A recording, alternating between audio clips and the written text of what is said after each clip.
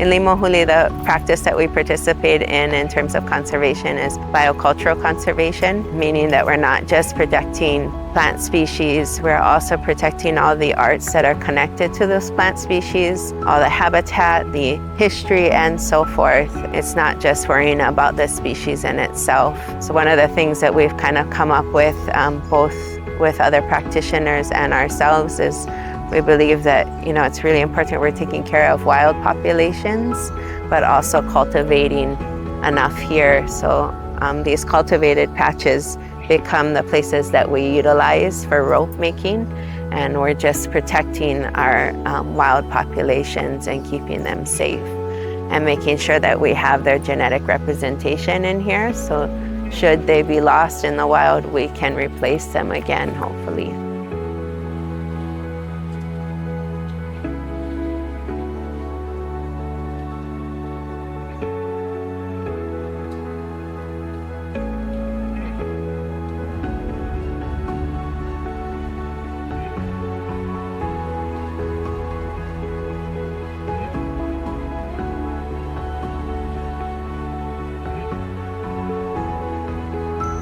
Yeah, so the whole kahiko ʻOlona was incredibly important at that time, and is important today, but especially back then, when you have a society that didn't have a lot of nettles and a lot of strong adhesives to bind. Cordage was the name of the game. Throughout all the plants you can make cordage from, ʻOlona was by far the strongest cordage you can make.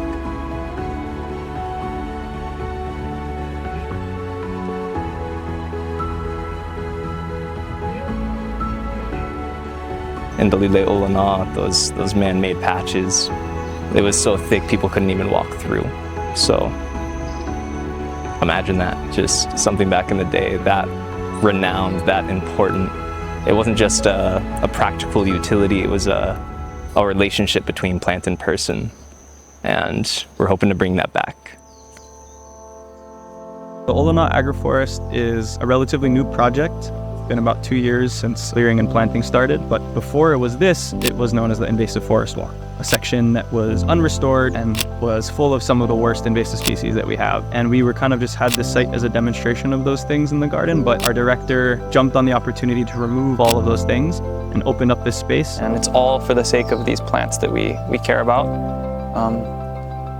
So I guess just carry that sense of nurturing. I hope that this place continues to nurture us as much as we nurture it, and that will be felt for generations to come. The people that come to caretake it and to harvest from it and learn from it and to give back.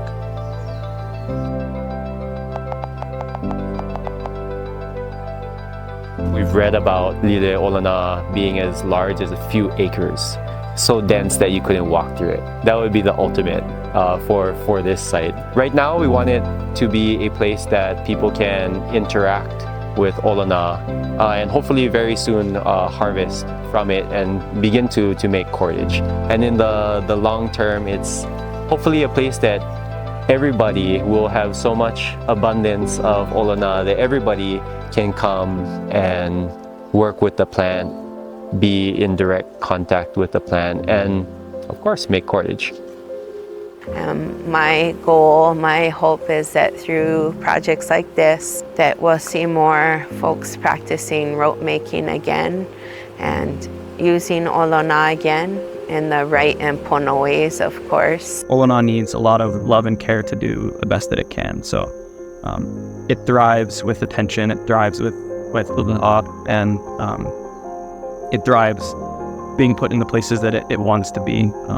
We don't want to force it into a situation that it doesn't want to be in. So we can see that ʻOlona is a lot like us. We hope to incorporate ʻOlona back into those practices, whether it's just simple craft making up to hale building. Like using that cordage is really important.